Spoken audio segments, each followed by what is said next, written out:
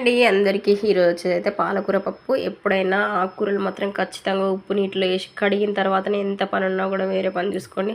అందులో ఉప్పు వేసి ఆడ పడేస్తే అది అరగంట సేపు నానుతుంది. మనం వేరే పని చేసుకునే లోపల దానికి ఏమన్నా పై పైన పట్టిందన్నా పోతుంది, లోపలిది ఎలాగ తీసేయలేం, కానీ కొంచెం పై పైన పెస్టిసైడ్స్ అన్న పోతాయి కదా, అలా అనమాట. ఆకుకూరకు మాత్రం ఖచ్చితంగా మనం హెల్త్ని మించిన ధనము ఆస్తి ఏం లేదండి. ఎందుకంటే హెల్త్ తర్వాత ఏదైనా.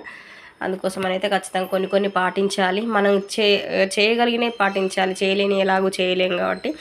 ఇంకా పప్పు కడిగి పక్కకు పెట్టేసుకొని కాస్త ఒక 10 నిమిషాలు అయితే మంచిగా నానితే బాగుంటుంది. ఇంకా కడిగిన పప్పులో ఇంత ఆయిల్ వేసుకొని పాలకూర, టమాటా, పచ్చిమిర్చి ఇవన్నీ వేసేసుకొని మూత పెట్టి పసుపు అవన్నీ వేసి మూత పెట్టి ఇంకా 3 విజిల్స్ వచ్చేలాగా పొయ్యి మీద పెట్టి 3 విజిల్స్ వస్తే అలాంటి మంచిగా ఉడికిపోద్ది పప్పు. చూడండి ఎలా ఉడికిందో, కరెక్ట్ 3 విజిల్స్ అంటే 3 విజిల్స్. ఎందుకంటే కొంచెం ఆయిల్ వేసామనుకోండి ముందుగానే అంత బాగా ఉడికిపోద్ది అనమాట. ఇంకా పొద్దుట టైంలో మాత్రం మస్తు ఘోరంగా ఉంటుందండి. 4 వేల మీద 4 పెట్టినా కూడా హడావిడి ఉంటుంది. ఇంకా పప్పుకు మెయిన్ అయితే మంచి పోపు అండి.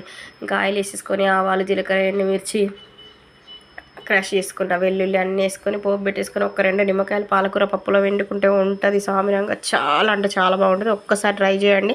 ఒక్కొక్క దగ్గర ఒక్కొక్కలా చేస్తారు, ఒక్కొక్కరు ఒక్కొక్క స్టైల్ వేస్తారు. నా స్టైల్ అయిందో కామెంట్ చేయండి.